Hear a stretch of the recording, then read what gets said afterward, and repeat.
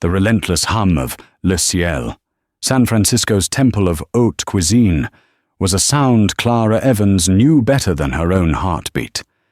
It was the sound of money, the discreet clink of Christoffel silverware, the hushed murmur of billion-dollar deals, the almost imperceptible sigh of a woman wearing a mortgage's worth of diamonds on her wrist. For Clara, it was the sound of survival. A 20-year-old running on 4 hours of sleep and the dregs of lukewarm coffee. She moved through this opulent ecosystem like a ghost, her presence required but her existence unnoticed. Her uniform, a starched black dress, was a cloak of invisibility, but behind her tired grey eyes, a mind of formidable clarity was always working, always calculating. She saw everything. She remembered the wine pairing a notoriously difficult food critic had ordered 3 months ago, the exact shade of lipstick on a senator's wife that didn't match her dress, the almost invisible tremor in the hand of a CEO just before his company's stock plummeted. Her memory was a fortress, a strange and sometimes burdensome gift she'd honed since childhood. Tonight, the symphony of wealth was particularly grating. Table 12, a fortress of finance bros celebrating a hostile takeover, had been running her ragged. But her attention kept drifting to Table 7, tucked away in a quiet alcove. It was occupied by a man and a boy, an island of profound silence in the ocean of noise. The man was Julian Croft. Even if you didn't recognize his face from the cover of Forbes, you could feel his gravity. He radiated an aura of compressed power, his custom-tailored suit a piece of modern armor. He wasn't dining, he was presiding, his attention fixed on the glowing screen of his phone, his jaw set like granite. The boy, who couldn't have been more than 10, was a miniature echo of the man's fine features. But where the father was stone, the son was glass. He sat hunched in his chair, his untouched plate of truffle macaroni and cheese growing cold. His small hands were clasped around a worn, leather-wrapped box on his lap, his knuckles white. He stared at the box with a longing so intense it was a physical presence at the table. "Just one game, Dad," the boy, Leo, whispered, his voice too small for the cavernous room. Julian Croft didn't look up from his phone. "Not now, Leo. We're waiting for Veronica." "But she's always late," Leo pressed, a familiar note of resignation in his tone. "We could finish before she even gets here." "The subject is closed," Julian stated, the words clipped and final. He swiped a thumb across his screen, dismissing his son as easily as he would an email. Clara felt a familiar pang of empathy. She saw boys like Leo all the time in this restaurant. Children brought along like expensive accessories, their loneliness as palpable as the scent of overpriced perfume. She refilled their water glasses, her movements economical and silent. As she leaned over, her eyes caught the object of the boy's fixation. It was a travel chess set, the leather scuffed from countless hours of use. The faint scent of sandalwood and old paper clung to it, a smell that transported her back to the quiet community center where she'd spent her evenings as a child, watching the old men play, their gnarled fingers dancing over the board. She'd never played them, too shy to ask, but she had watched, and she had remembered. Every game, every move, every clever gambit and desperate defense was stored away in the vast, orderly library of her mind. Just then, a whirlwind of silk and Chanel No. 5 descended upon the table. "Julian, darling, so sorry I'm late. The traffic was simply apocalyptic." Veronica Vance was a woman sculpted from ambition and Botox, her smile as bright and hard as the diamonds on her fingers. She kissed the air beside Julian's cheek and sank into the chair opposite him, completely ignoring the boy. "Leo, sit up straight," she commanded without looking at him, her attention already on the wine list. "And for heaven's sake, Put that dreary little box away. This is Le Ciel, not a public library." Leo flinched as if struck. He clutched the chest set tighter, his lower lip trembling. Julian, finally looking up from his phone, offered a non-committal grunt. "He's fine, Veronica." "He's morose," she countered, snapping the wine list shut. "He's always morose. It's a dreadful look on a child." She flagged Clara down with an imperious wave of her hand. "You, waitress, we'll have a bottle of the 98 Petrus, and bring the boy, I don't know, a Shirley Temple, something to cheer him up." As Clara turned to leave, her foot caught on the leg of Veronica's carelessly placed handbag. A glass of ice water on her tray tilted, wobbling precariously. With a quick, reflexive motion, she shifted her weight, catching the glass just before it fell. But a few drops of icy water splashed onto the sleeve of Veronica's silk blouse. The woman gasped as if she'd been doused in acid. "You clumsy idiot!" she shrieked, her voice cutting through the restaurant's decorum. The ambient chatter died. Every eye in the room turned toward their table. "Do you have any idea what this blouse costs? This is genuine couture. You've ruined it." Clara froze, the heat of 100 stares prickling her skin. "Ma'am, I am so terribly sorry. It was an accident." "An accident born of incompetence." Veronica stood up, dabbing at the tiny wet spot with a napkin, as if it were a mortal wound. "I want to speak to your manager. I want you fired. People like you have to place in an establishment like this." The humiliation was a physical blow, hot and sharp. Clara's boss, Monsieur Dubois, was already gliding toward them, his face a mask of grim apology. This was it. The job that paid for her mother's medication, the job that kept the eviction notices at bay, was about to evaporate over 3 drops of water. Leo, forgotten in the drama, looked from Veronica's furious face to Clara's pale one. He saw the injustice, the sheer theatrical cruelty of the attack. In a gesture of quiet rebellion, he opened his leather box on the table, the soft click of the latch, a gunshot in the sudden silence. He began setting up the miniature wooden pieces, his small hands moving with deliberate care. "I asked her to play with me," Leo said, his voice small but clear. "It's my fault she was distracted." It was a lie, a child's noble, clumsy attempt to shield her. Veronica rounded on him. "Don't be ridiculous, Leo, and put that thing away this instant. You're making a scene." Julian Croft had remained silent throughout the entire exchange, watching. His face was unreadable, his eyes like chips of ice. He wasn't looking at Veronica or the approaching manager. He was looking at Clara. He had seen the spill, seen her lightning-fast reflexes that had prevented a disaster. He had seen her absorb Veronica's tirade without a word, her posture unbroken.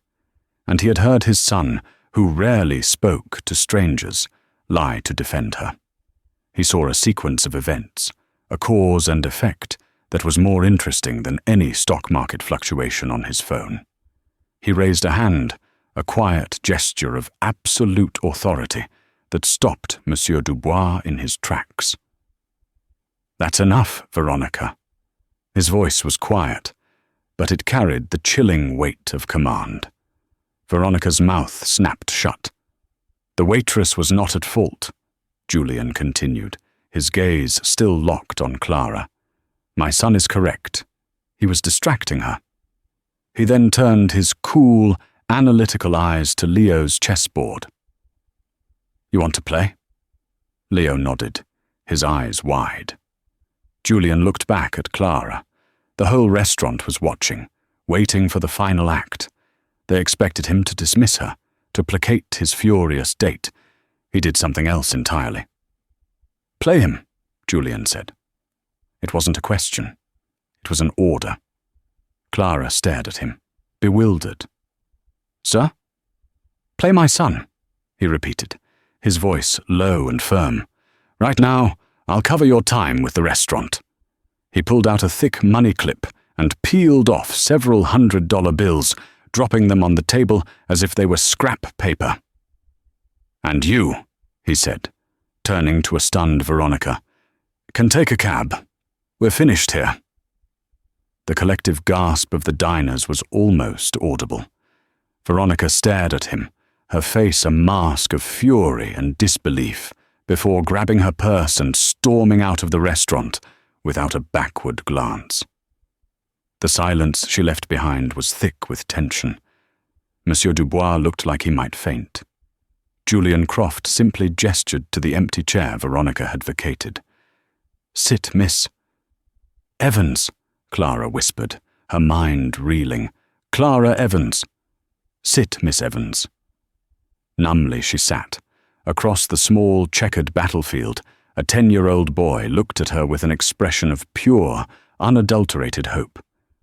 Julian Croft leaned back in his chair, his phone now dark in his pocket. He wasn't the distracted father anymore.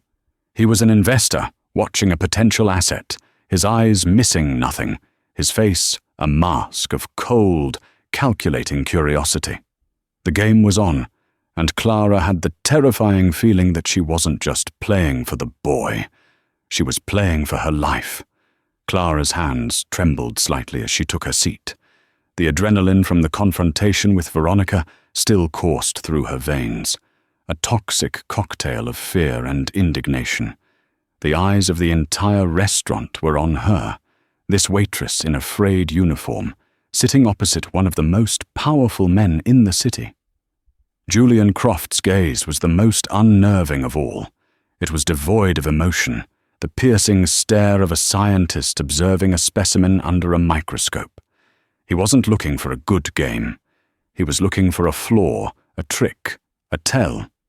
"You have white, Leo," Julian said, his tone clinical. Leo pushed the king's pawn forward 2 squares. E4. The most common opening in chess, the first letter in a conversation as old as time. Clara took a breath, forcing the restaurant, the stairs, and the billionaire out of her mind. She focused on the 64 squares, a world of perfect logic and infinite possibility. This was familiar territory. She looked at Leo, truly looked at him, and saw the tension in his shoulders, the way he held his breath after making his move. He wasn't playing to win. He was playing not to lose. His opening was aggressive by the book, but his posture was purely defensive. She responded by moving her own king's pawn. E5, a simple, symmetrical reply. The game proceeded along standard lines for the first few moves. King's knight to F3, queen's knight to C6, bishop to C4, the Italian game. It was solid, respectable, and utterly predictable. It was the kind of chess you learn from a textbook, not from the heart. Julian watched, his expression unchanged. He expected Clara to make a quick, foolish mistake, or to patronize his son by letting him win. He assumed this was a ruse, a clever ploy for a bigger tip, or perhaps something more. He was a man who believed everyone had an angle, and he was waiting for hers to reveal itself. But Clara wasn't playing to win. She wasn't even playing to impress. She was listening. The chessboard was her stethoscope, and Leo's moves were the frantic, frightened beating of his heart. He developed his pieces cautiously, never advancing a pawn without another piece to guard it. He traded his active bishop for her passive knight, a technically poor exchange that nonetheless simplified the position and reduced the risk of a sudden attack. He was building a fortress, brick by painstaking brick. Around the 10th move, Clara saw an opportunity, a simple tactic, a knight fork that would win her a pawn and disrupt Leo's entire defensive structure. It was the obvious, correct move, the winning move. She reached for her knight, her fingers hovering over the piece. She saw the flicker of fear in Leo's eyes. He saw the threat, too, and his face fell. He was already anticipating his defeat, the inevitable disappointment in his father's eyes. And in that moment, Clara understood.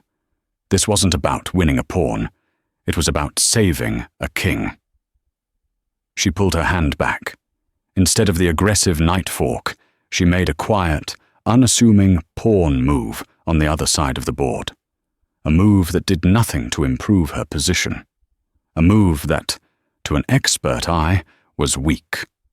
Julian Croft, who was no amateur, leaned forward slightly, his brow furrowed.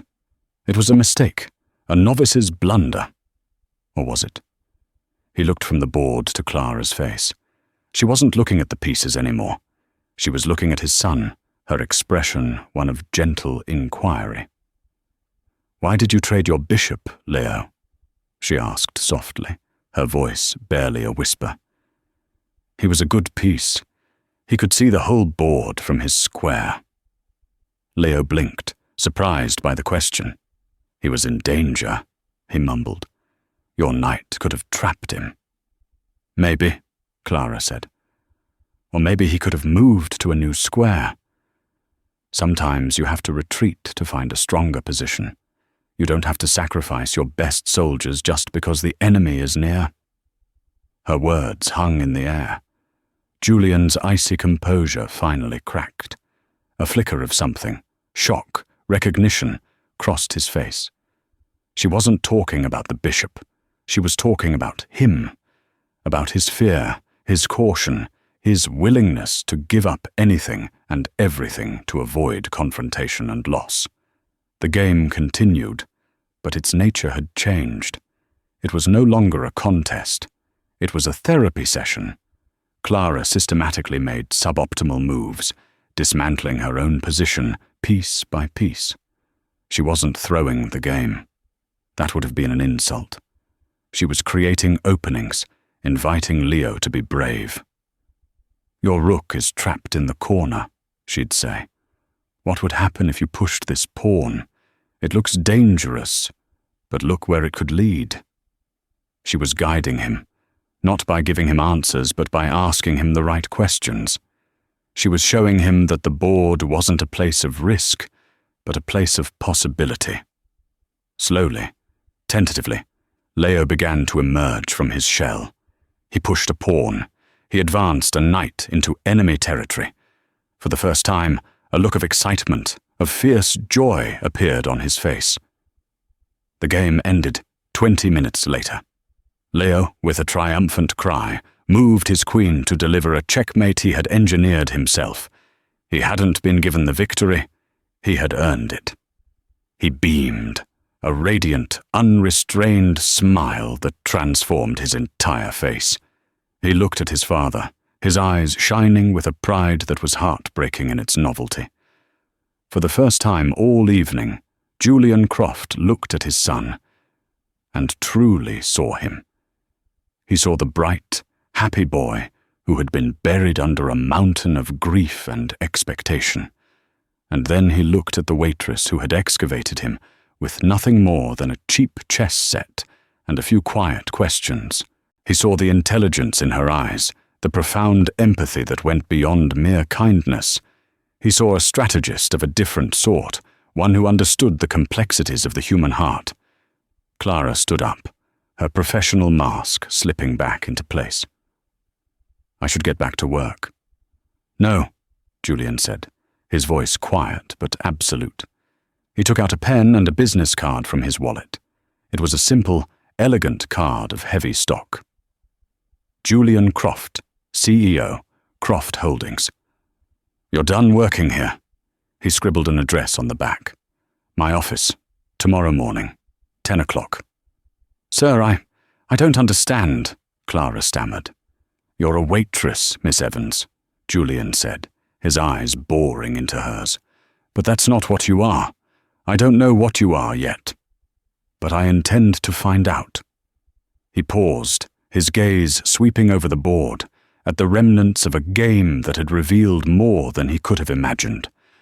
I have a problem I can't solve, a situation that requires a unique perspective. I believe you may be the solution.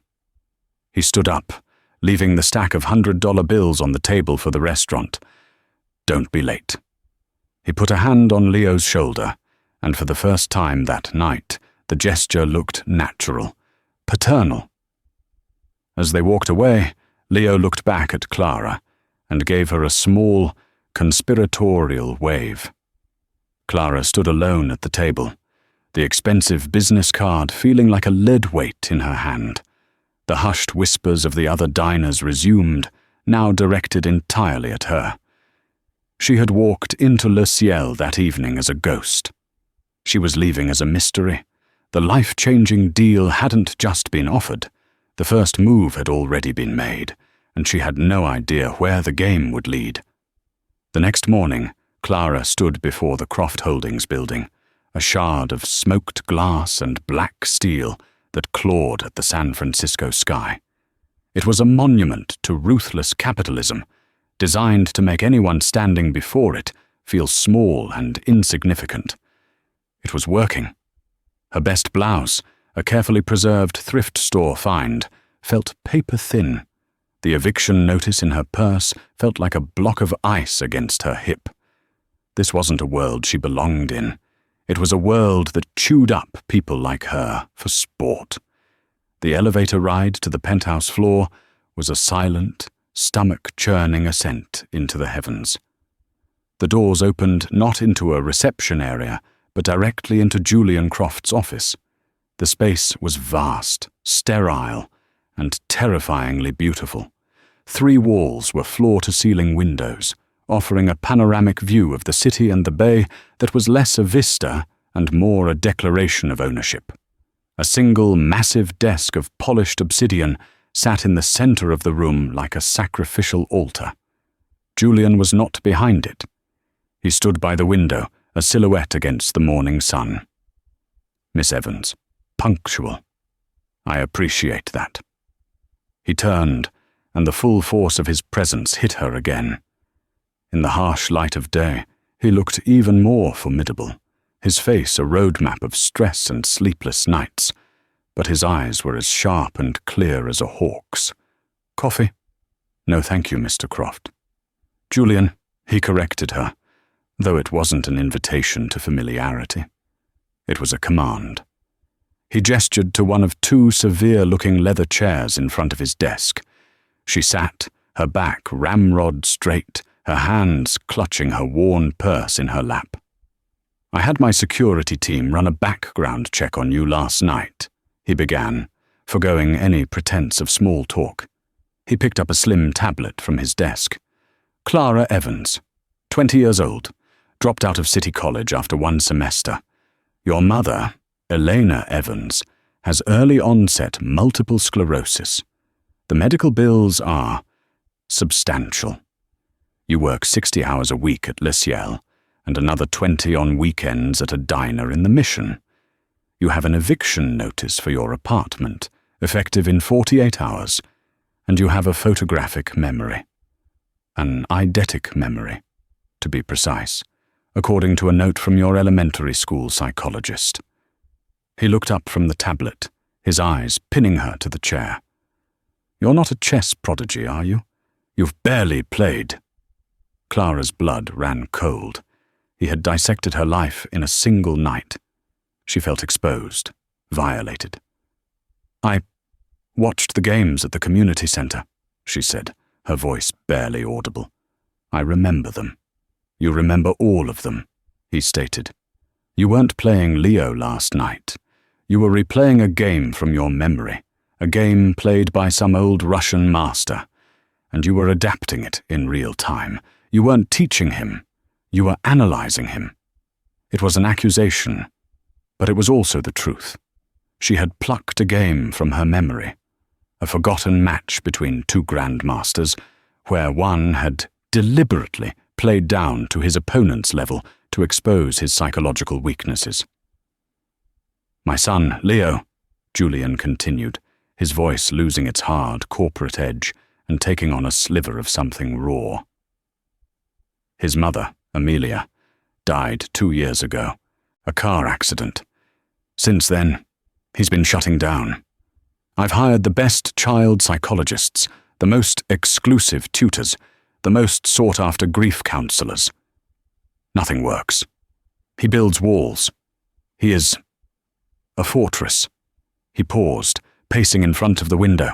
Last night, in 20 minutes, you walked through his walls like they weren't even there. You didn't try to fix him. You saw him. You understood him. That is a skill the people I hired, for all their PhDs and accolades, do not possess. It's a skill I do not possess. He stopped and faced her, his expression a mixture of desperation and steely resolve. This is my proposition. I am not offering you a job as a nanny or a tutor. I am offering you a contract, a 1-week probationary contract. I will pay you $50,000. Clara gasped. The number was so astronomical, so utterly disconnected from her reality, that she thought she must have misheard. For that money, he went on, ignoring her reaction, you will spend 4 hours a day with my son. You will not be his friend or his teacher. You will be a diagnostician. Your objective is to figure out the root of his problem and provide me with a clear, actionable path forward. You will report only to me. You will sign an NDA so comprehensive that you won't be able to mention the color of my socks to another living soul. At the end of the week, I will review your findings. If you provide me with a viable solution, we will discuss a more permanent and more lucrative arrangement. If you fail, the contract is terminated, and you walk away with the $50,000. No matter what, your immediate financial problems are solved. He slid a thick contract and a pen across the obsidian desk. It was a cold, calculated, almost inhuman proposal. He wasn't offering help. He was buying data. He was hiring a consultant to fix his broken child. The sheer transactionality of it was insulting. But $50,000. It wasn't just a lifeline. It was a miracle. It was a new apartment. It was 6 months of her mother's care. It was a chance to breathe, to stop the constant, crushing panic that had been her companion for years. Why? She asked, the single word cutting through the transactional haze. Why me?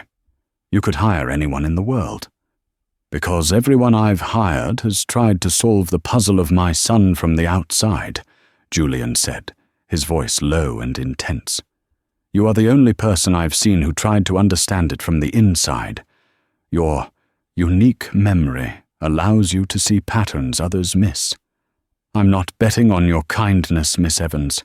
I'm betting on your ability to process information. This is not an act of charity. It is a calculated investment. There it was, the cold, hard truth of his world. She wasn't a person to him. She was an asset, a strange and potentially valuable tool. A part of her wanted to stand up, to throw his soulless contract back in his face. But the image of her mother's tired, pained smile flashed in her mind, the stark white of the eviction notice. Survival had long ago taught her to swallow her pride. She picked up the pen. Her hand was steady. There's a clause I want to add. Julian raised an eyebrow, surprised and slightly intrigued. I want $25,000 wired to my account upon signing, she said, her voice gaining strength. The rest can be paid at the end of the week. I need to secure new housing for my mother and myself. Today.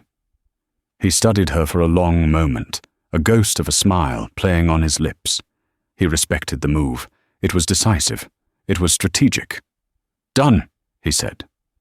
He pressed a button on his desk phone.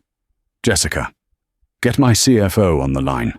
We have a wire transfer to expedite. Clara signed the contract, her signature a thin, defiant line on the page. As she pushed it back across the desk, she felt a chill. She had just made a deal with a man who saw the world as one giant chessboard. She had solved her immediate problems, but she had also just placed herself on the board as one of his pieces, and she knew, with absolute certainty, that Julian Croft did not like to lose. The Croft estate in Pacific Heights was less a home and more a museum of modern sorrow.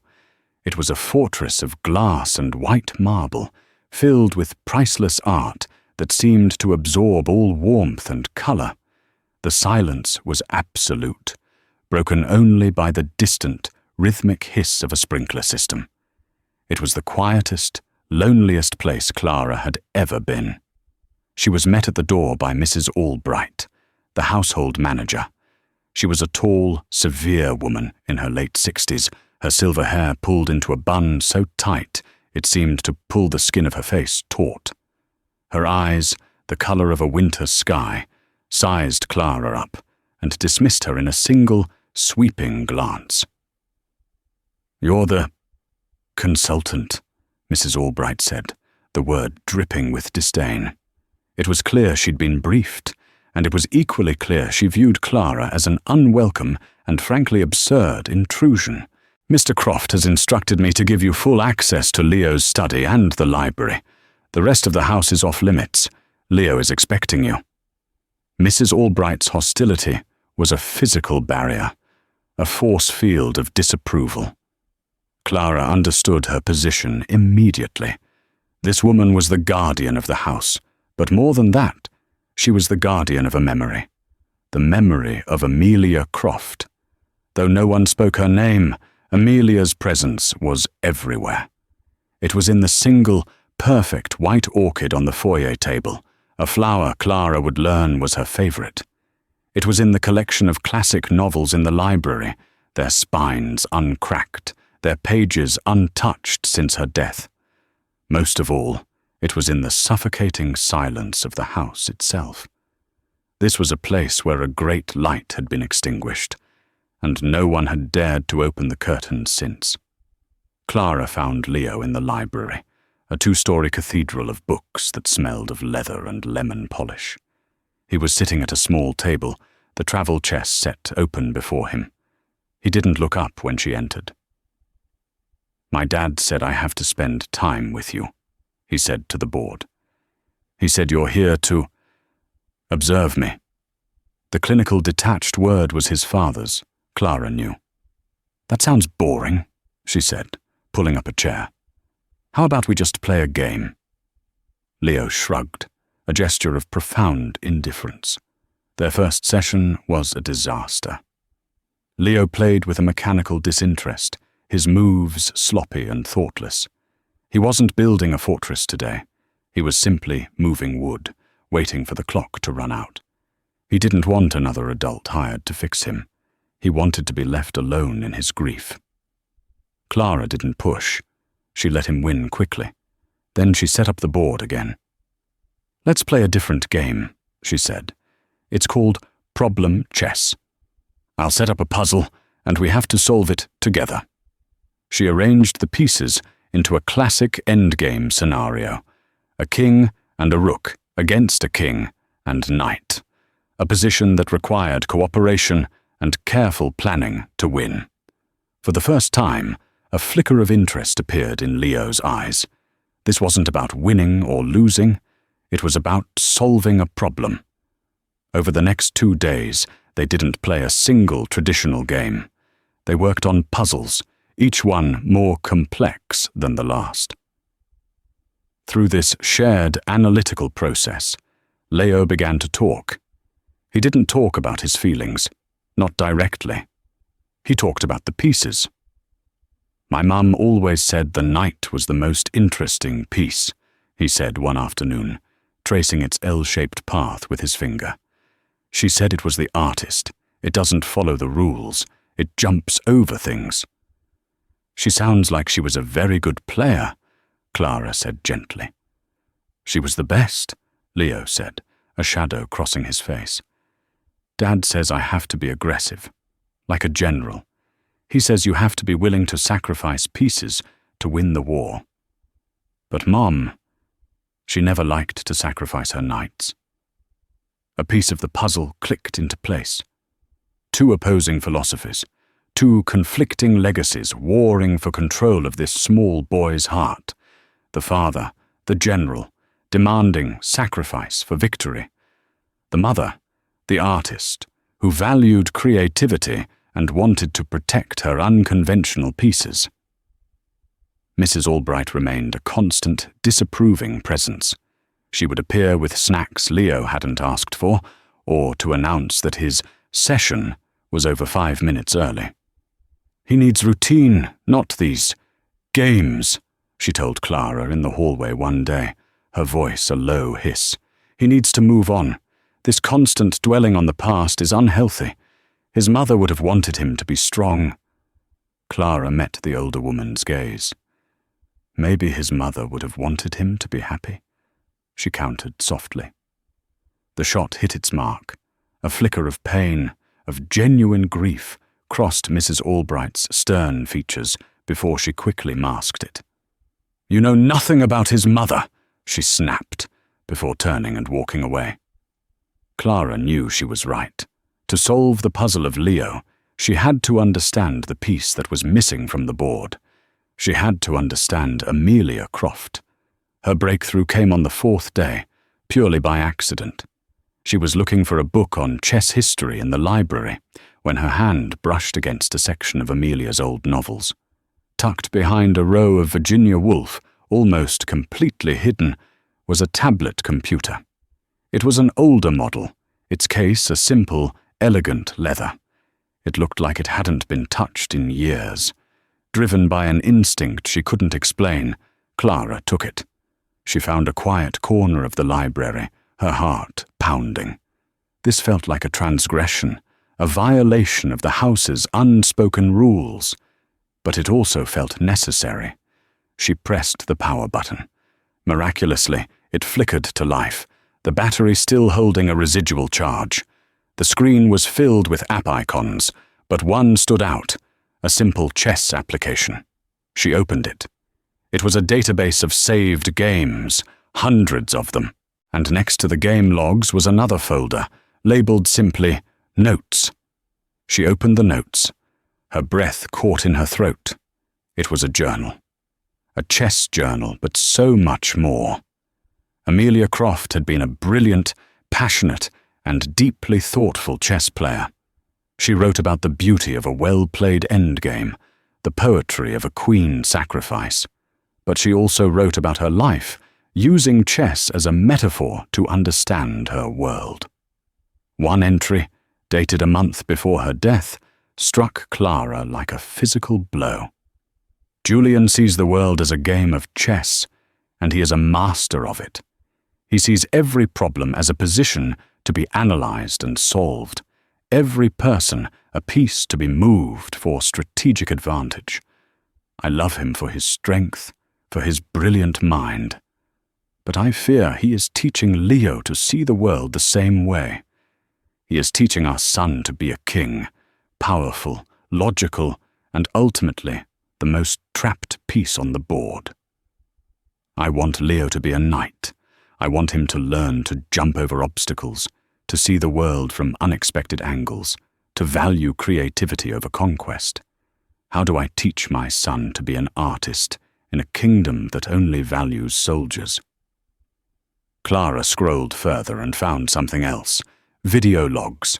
Short clips of Amelia sitting in this very library, talking to the camera. Her face was vibrant and intelligent, her eyes sparkling with a fierce wit that Clara hadn't seen in any of the formal portraits around the house. She clicked on the most recent video. Amelia's face filled the small screen. She looked tired, a sadness lingering behind her smile. "A note for Leo," she began, her voice soft and warm. "My beautiful, brilliant boy. Your father is going to teach you how to win, and that's important. But I want you to remember something else. The goal of the game isn't just to checkmate the king. It's to create something beautiful along the way. A clever plan, a surprising move, a game so full of ideas that it sings. Don't be afraid to make mistakes. Don't be afraid to lose. A boring victory is worth far less than a beautiful defeat. Play your own game, my love. Always play your own game."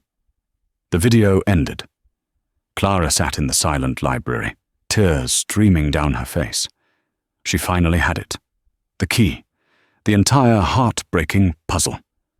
Julian wasn't just grieving, he was actively, if unintentionally, erasing his wife's true legacy.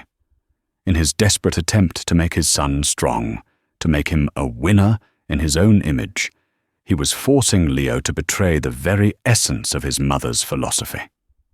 Leo wasn't just mourning his mother.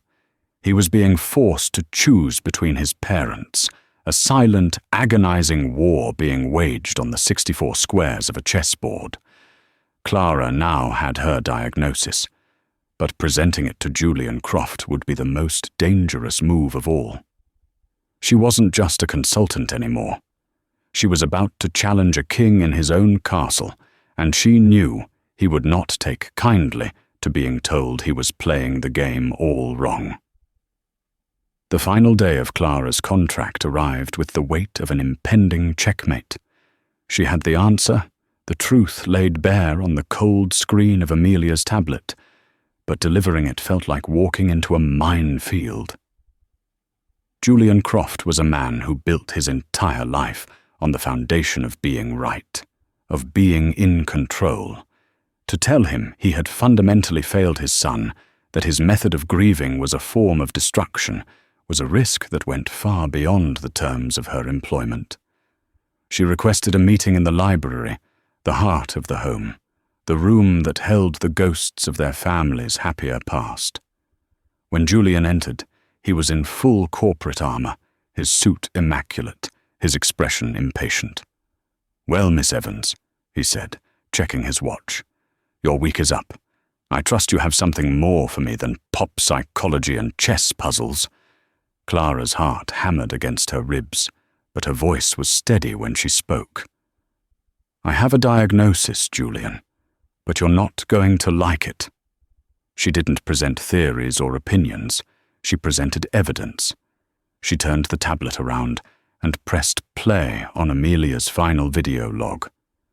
Amelia's face, so full of life and love and quiet worry, filled the silence.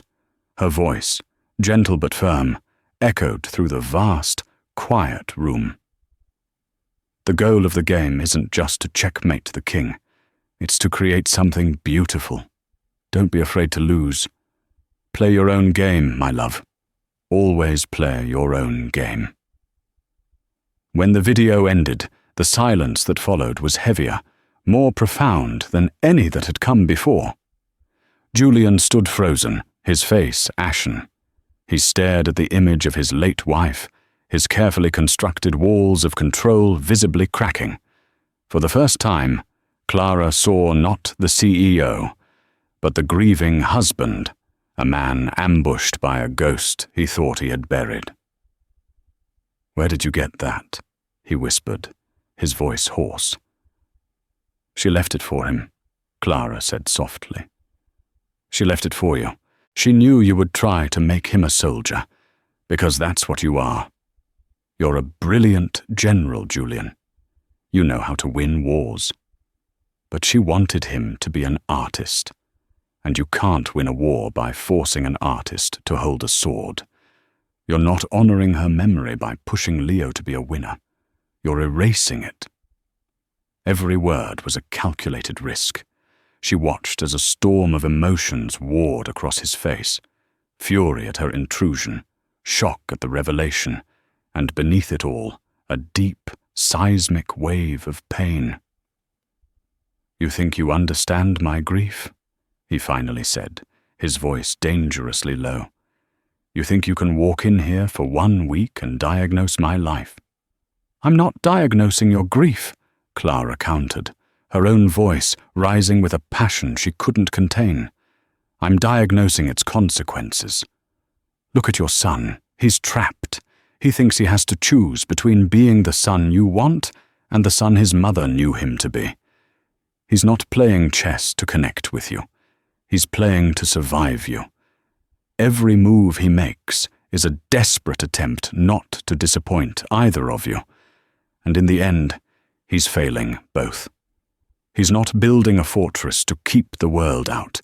He's building it to keep you out." The final accusation landed with the force of a physical blow. Julian staggered back, sinking into one of the large leather armchairs. The armor was gone. The king was in check.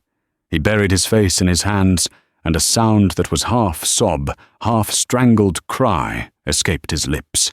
The great Julian Croft, the master of the universe, was utterly, completely broken. Just then, the library doors creaked open. Mrs. Albright stood there, a tea tray in her hands, her face a mask of shock. She had clearly heard everything. She looked from the weeping man in the chair to the young waitress who had brought him to his knees. Her usual hostility was gone, replaced by a complex, warring expression of anger and dawning understanding.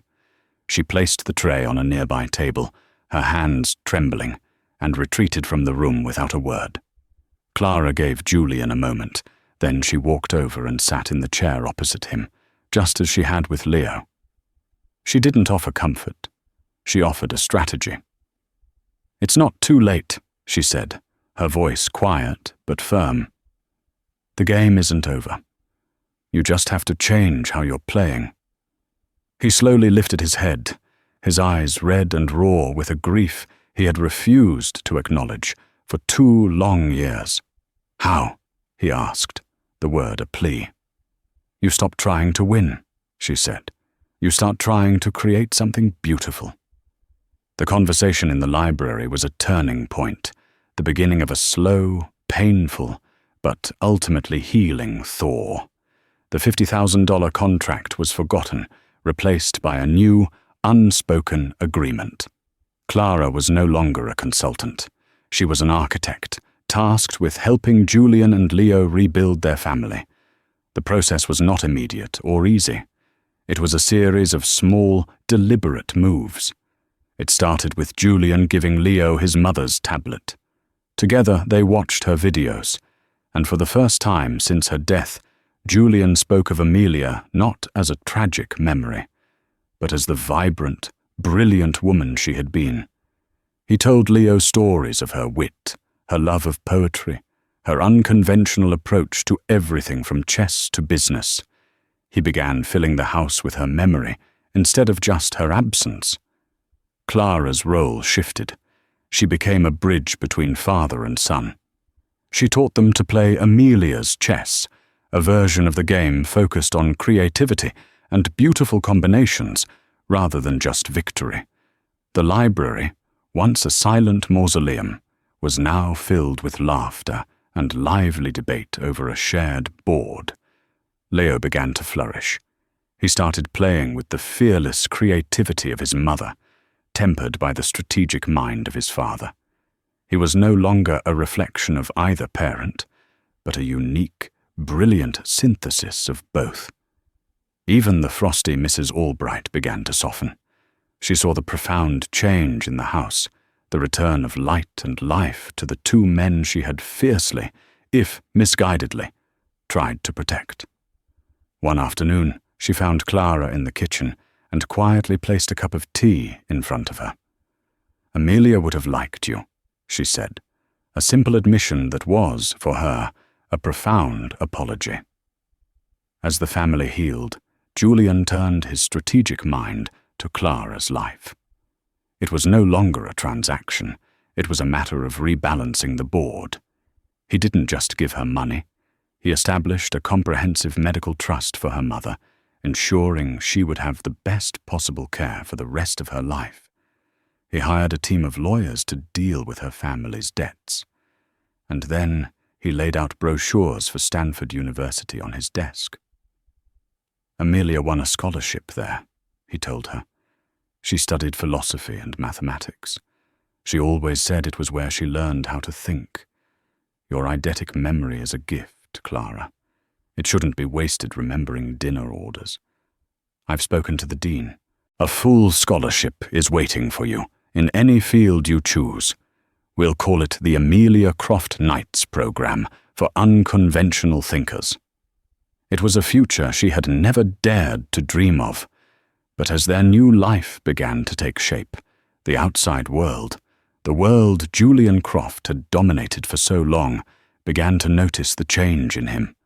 His rivals saw his newfound focus on his family as a weakness, a distraction.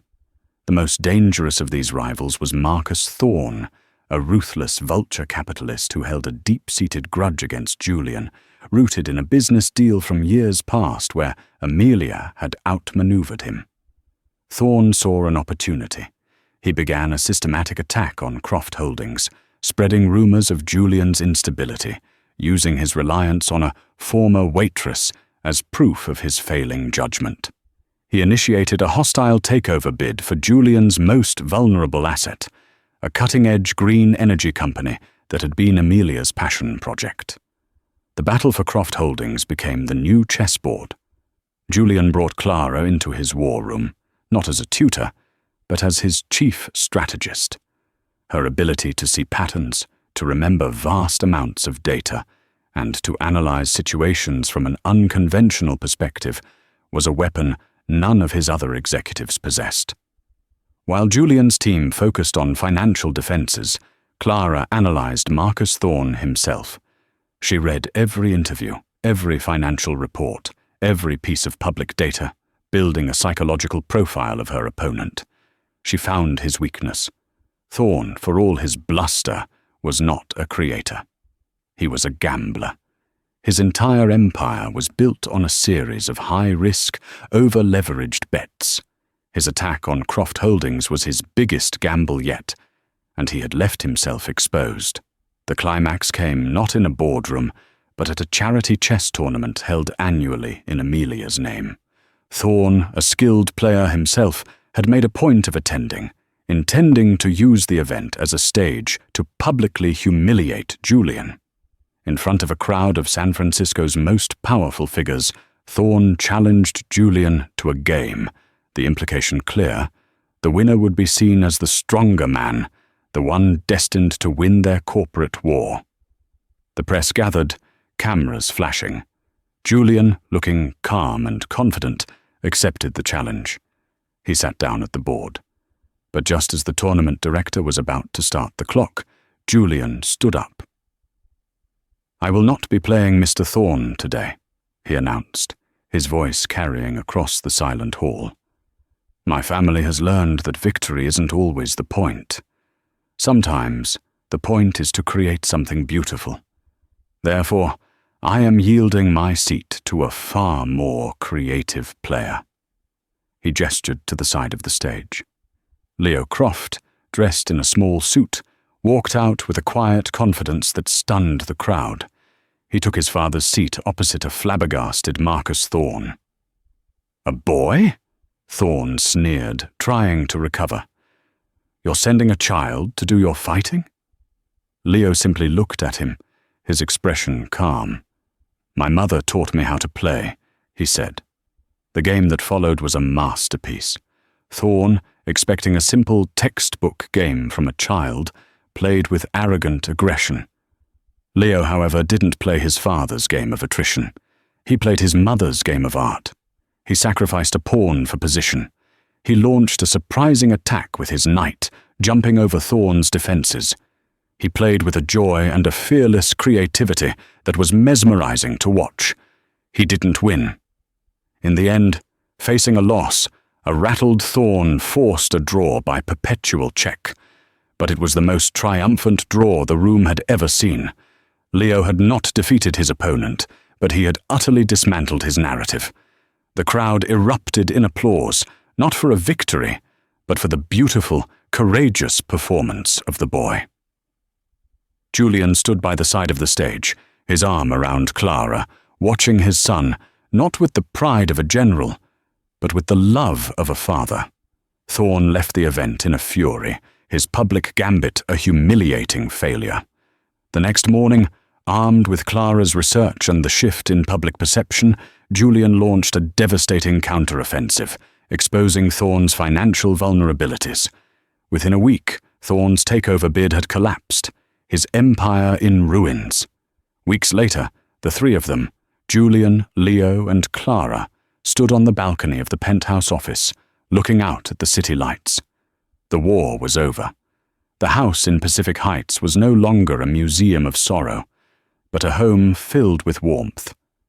Clara's mother was settled in the best care facility in the state, and Clara's acceptance letter from Stanford was framed on her new desk in the library, where she now officially worked as a strategic consultant for the Croft family. "Mum would have been proud of you, Leo," Julian said, his hand on his son's shoulder. "You played a beautiful game." "Clara taught me the opening," Leo said, looking up at her with a smile. It was one of Mum's secret variations. Clara looked at the two of them, her heart full. They were a strange, unlikely family, forged in grief and strategy. Julian reached out and took her hand, his grip firm and warm. It was no longer the gesture of an employer, but of a partner. "The board is set for a new game, Clara Evans," Julian said softly, his eyes reflecting the endless lights of the city. "And for the first time in a very long time, I can't wait to see the next move." Their journey was proof that the most broken positions can be saved, not by a single, brilliant move, but by a series of quiet, patient, and courageous ones. It showed that a person's value is not defined by their station in life, but by their ability to see the board and the people on it with clarity, empathy, and love. They had started as a billionaire, a waitress, and a lonely boy. They had become a king, a queen, and a knight, ready to play their own beautiful game together.